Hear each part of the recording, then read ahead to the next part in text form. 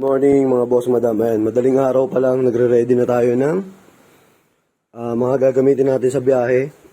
So, naka-charge na yung Fridcon natin. Tapos, nagpalit na tayo nung waterproof na, ayun, yung pinaka-housing para sa GoPro. Waterproof naman yung GoPro natin, kaya lang, mas safe pa din kasi na naka-waterproof case tayo. Ito yung nakalagay dyan dati, di ba? So, tinanggal muna natin. Tapos, ayan, mga kapote. Tapos, yung pangmalakasan nating sapatos na pang basa. Ayan, umuulan kasi. So, biyahe tayo ng umuulan. Ayan. So, all set na. Ayan, yung balaklava natin. Lakas ng ulan eh. So, luto lang muna ako ng noodles. Kain ako ng noodles bago bumiyahe. Kasi umuulan. Siyempre, para dire-diretso ang biyahe. Yan. Mahirap kasi mag-stop over pag umuulan. Siyempre, pagkakain ka, magtatanggal ka pa ng gears, kapote. Eh ngayon, pag noodles na ako para ang stop over ko na sa Nueva Ecija na. Dire-diretso ang biyahe na to. Yan. So, thank you. Abangan nyo na lang i-vlog natin. Yan. Sa pagbiyahe ng umuulan. God bless. Ingat. So ayan mga boss, naka-start na yung motor natin. Ready na tayo. Ayan. Yung RFID natin, lisensya. Ito na lahat. Easy trip. ATM, ayan na. Yung puno. Tapos yung pang-cover natin dito. Pang-cover dyan.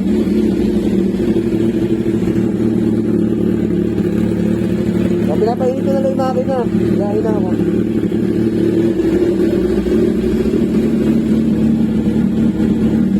So, thank you. Maraming salamat. Ride safe at God bless.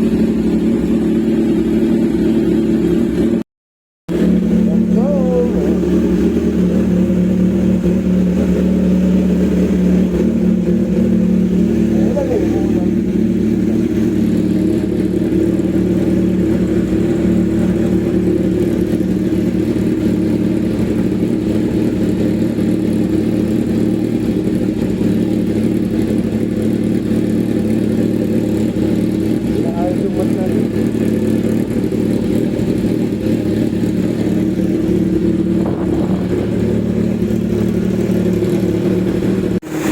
Mga boss,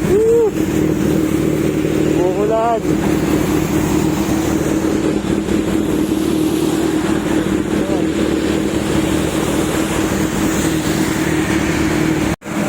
Yan, endek ko tayo, endek. Papamisin.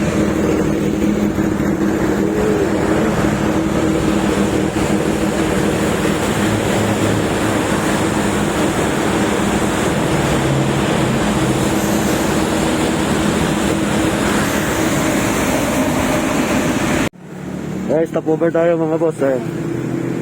Kasi nalobot yung GoPro natin. Ito, palit tayo battery.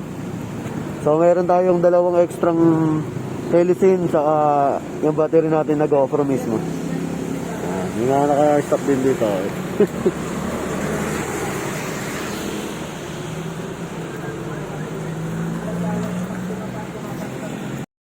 Touchdown na tayo mga boss.